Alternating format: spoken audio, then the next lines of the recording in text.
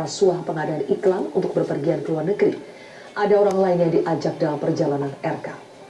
Juru bicara KPK Budi Prasetyo mengungkapkan bahwa penyidik KPK mendeteksi adanya sejumlah aktivitas RK di luar negeri bersama dengan sejumlah orang. Perjalanan itu diduga dibiayai dengan uang hasil rasuah dalam kasus pengadaan iklan. Budi enggan merinci orang-orang yang ikut RK ke luar negeri. KPK membuka opsi untuk memanggil mereka yang ikut dengan RK untuk mendalami. Salah satu saksi yang sudah diperiksa adalah asisten pribadi RK. Dalam kasus ini KPK menduga banyak penukaran falas ke rupiah dan rupiah ke falas yang dilakukan RK terkait dengan dugaan rasuah pengadaan iklan BJB. Dalam kasus ini KPK memanggil ex-gubernur Jawa Barat RK pada Selasa 2 November 2025 lalu. RK membantah terlibat dalam kasus dugaan korupsi pengadaan iklan BJB. Ia membantah menerima aliran dana terkait perkara tersebut.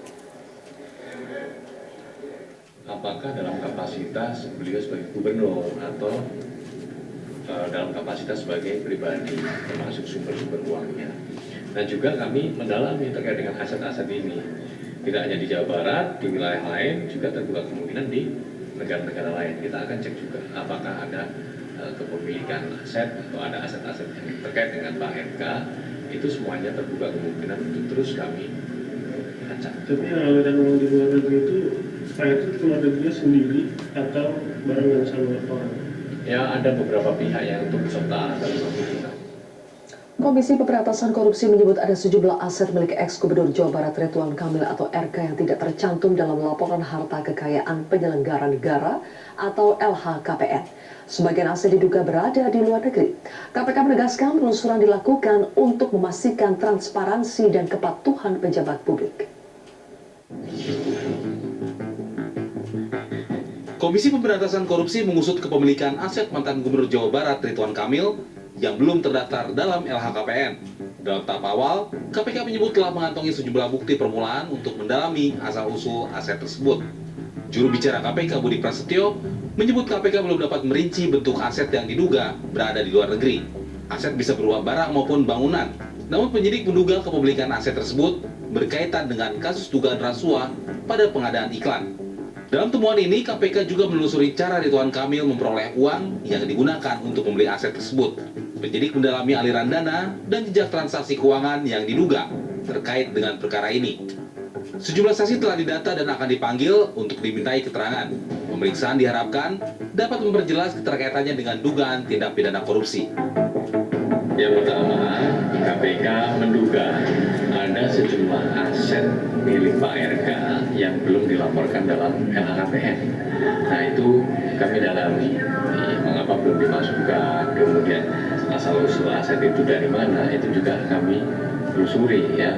Aset-aset dari Pak RK, baik yang ada di wilayah Jawa Barat maupun di wilayah-wilayah lainnya. Nah, itu kan artinya udah disampaikan jauh-jauh hari pas Pak RK pemilihan pertama ya udah.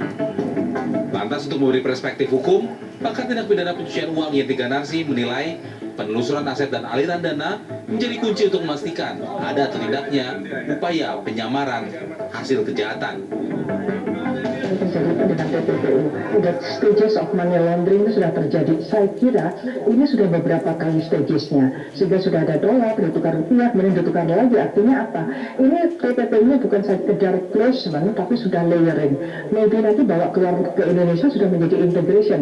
Jadi kalau ini terjadi, berarti ini sudah terjadi praktek pencucian uang yang melalui 3 tahapan pencucian uang, yaitu placement, penempatan pertama dari hasil korupsi, kemudian mungkin ditukarkan di dolar ya di Indonesia dan kemudian dibawa ke luar negeri.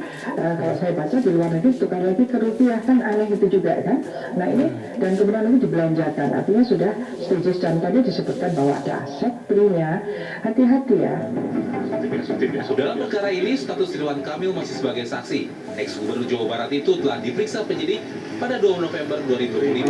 Ridwan Kamil sebelumnya membantah terlibat dan menyangkal menerima aliran dana terkait dugaan rasuah pengadaan iklan. Tim Liputan Metro TV. Setelah tahun lalu memeriksa mantan Gubernur Jawa Barat Ridwan Kamil dalam kasus dugaan korupsi pengadaan iklan BJB, kini KPK menelusuri aset-aset RK yang diduga tidak dilaporkan dalam LHKPN. Apakah langkah KPK ini mengindikasikan keterlibatan RK dalam kasus BJB yang telah menjerat 5 tersangka di KPK? Saya akan membahasnya bersama dengan mantan Wakil Ketua KPK, Saud Situmorang. Selamat malam, Bang Saud. Halo, selamat malam, Mbak. Apa kabar? Bang Saud, KPK kan belum menetapkan RK sebagai tersangka dalam kasus dugaan korupsi pengadaan iklan BJB. Tapi sekarang mengusut aset-aset RK di sejumlah daerah, bahkan sampai ke luar negeri ya, yang diduga tidak dilaporkan dalam LHKPN. Apakah karena memang belum bisa menemukan bukti keterlibatan RK dalam kasus dugaan korupsi pengadaan iklan BJB, makanya dicarilah, diputar jalan lain untuk menelusuri aset-aset RK dulu yang tidak dicantumkan dalam LHKPN? Ya, itu lebih kepada style aja kalau saya bilang ya. Setiap penyidik itu punya strategi, punya taktik. Mereka juga koordinasi satu sama lain. Kita mulai dari mana, apa yang harus kita lakukan, baik itu nanti pengembalian aset dan seterusnya. Tapi dari awal kan sudah jelas ya, bahwa kalau korupsi itu kan cenderung terkait dengan kekuasaan yang dimiliki seseorang. Di BJB jelas posisi gubernur itu sebagai apa, terus apa yang dia lakukan dan seterusnya. Dan itu sudah dilakukan penyidikan. Jadi saya katakan di bagian depan ini hanya soal stylenya mereka untuk kemudian kapan mereka untuk kemudian melakukan menyelesaikan case ini ke penuntut. Nah, persoalannya kembali kan ini hampir setahun ya, Februari 2025 itu cukup lama. Tapi kita tunggu saja itu mereka akan mempunyai yang saya bilang di bagian depan strategi, taktik. Tapi kemudian kalau kita sudah mulai bicara indikasi ada placement, layering dan seterusnya dalam pencucian uang yang disampaikan tadi Bu Yenti ya, itu menjadi lebih menarik. Iya, nanti itu menjadi menarik kalau disebutkan ada placement, integration, layering, itu kan sudah proses tahapan-tahapan yang memungkinkan kita patut juga bertanya kepada penyidik apalagi yang perlu mau dipertegas di situ, kalaupun kenapa tidak dilimpahkan. Jadi sekali lagi peran yang bersangkutan saya pikir sudah cukup ya perbuatannya ya, karena penyidikan juga nggak mungkin juga kalau penyidikan dilakukan begitu saja, sudah penggeledahan dan seterusnya. Ini semeter mungkin di dalam pengalaman di dalam itu memang pembagian kerja itu kan, penyidik itu kan cuma berapa ya di KPK itu, mereka bagi-bagi kerja itu ruwet juga itu, hampir juga sekarang ada peningkatan OTT, mereka kumpul lagi dan seterusnya. Ya kita tunggu aja saya pikir Mbak, tapi saya pikir ini udah firm lah kasusnya. Gitu ya. Jadi Bang Saud kan sebetulnya pidana pokoknya yang dituduhkan ya kepada RK sehingga ia diperiksa sebagai saksi soal keterlibatannya dalam pengadaan iklan BJB itu belum terbukti. Sekarang tuh seolah-olah sudah mencari nih, apakah ada TPPU, apakah ada aset-aset yang tidak dicantumkan dalam LHKPN, apakah bisa langsung ke situ, Bang Saud, sementara pidana pokok perkaranya itu belum ditemukan atau belum menjadi tersangka di situ? Ya enggak juga. kalau penyidik belum melakukan penggeledahan dan itu untuk membuat terang sebuah bukti kasus yang dilakukan oleh yang bersangkutan, terus pada bagian lain sudah ada upaya-upaya lanjutan, kemudian sudah beberapa orang yang terkait langsung tidak langsung. Jadi kalau kita bicara pasal 55 itu di sekeliling beliau itu ada peranan orang-orang tertentu yang bersama-sama dengan dia itu juga sudah diperiksa. Jadi kalau umpamanya kita katakan bahwa ini belum masuk ke proses yang lebih lanjut, penahanan atau pelimpahan kasus dan seterusnya, saya pikir itu hanya soal waktu aja buat mereka. Karena kalau kita lihat bagaimana peran yang bersangkutan, terus kemudian bagaimana kasus ini dimulai kita ikutin dari awal, mulai dari hampir setahun yang lalu, saya pikir cukup lama juga untuk mengikuti kasus yang sangat simpel seperti ini. Oke, mungkin tadi ada informasi bahwa ada aset di luar dan seterusnya, itu sebenarnya kan bisa juga belakangan kalau mau. Jadi yang paling penting adalah bagaimana membuat kasus ini menjadi lebih tidak menimbulkan pertanyaan di publik gitu Mbak Silvi. Bang Saud, KPK juga mengendus adanya aktivitas penukaran mata uang asing atau falas ya dalam jumlah yang katanya fantastis. Apakah itu berarti meski RK belum jadi tersangka, tidak dicekal juga, tapi KPK terus memantau aktivitas RK, makanya penukaran falas seperti itu bisa diketahui KPK? Ya, itu memang wajar ya dalam pengalihan perhatian atau menutupi tindak pidana dari sisi pencucian uang, mulai dari placement, layering, dan integration segala macam itu kan tahapan-tahapan yang udah umum, dicuci lagi, dikembalikan lagi, balik lagi. Tetapi itu kalau kita mengikuti bagaimana uang itu berjalan, bagaimana uang itu mengalir, kemana uang itu pergi, itu nggak terlalu sulit mengikutinya. Yang paling penting kan pemberi dan penerimanya ini udah clear.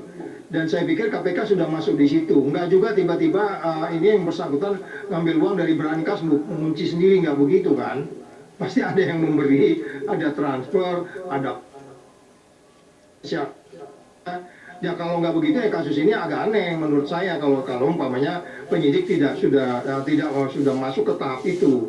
Jadi sekali lagi kita tinggal menunggu sebenarnya bagaimana KPK mempercepat ini karena sudah cukup banyak benda-benda ataupun katakanlah dari awal gitu ya. Biasanya penyidik itu sudah masuk ke LHKPN itu udah umum. Itu pertama kali setiap menerima laporan tuh mereka masuk dulu di situ. Nanti di situ akan terlihat indikasi-indikasi kejujuran dan seterusnya, integritas dan seterusnya gitu Mbak. Oke.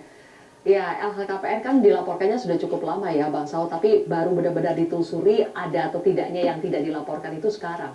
Apakah ini Bang Saud, tindakan KPK mengusut dugaan aset RK yang tidak dilaporkan dalam LHKPN, itu juga bisa menjadi alarm buat pejabat publik lain untuk melaporkan dan memperbarui LHKPN-nya dengan jujur?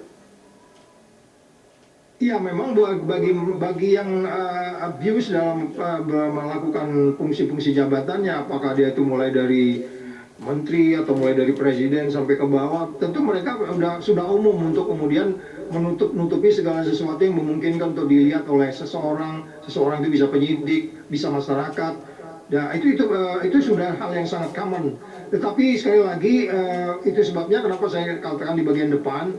Biasanya penyidik itu LHKPN menjadikan indikator. Dari situ nanti akan terlihat berapa perolehannya kapan, itu nanti kelihatan tuh perolehannya. Kalau memang dia perolehannya sebelum menjabat, itu nanti kan ada bukti kapan tanahnya dibeli, itu kan dilampirkan semua Mbak. Okay. Jadi itu nggak bisa mereka lari begitu aja. Kalau makanya di bank ada tabungan kapan mulai masuk, buku banknya kan di print itu. Jadi itu yang gitu-gitu penyidik udah paham Mbak Silvi. Baik, kalau begitu kita tunggu perkembangan selanjutnya dari kasus RK ini. Terima kasih Bang Saud Situmorang sudah bergabung bersama kami di Prime Times. Pemirsa, sejumlah tokoh dunia disebut dalam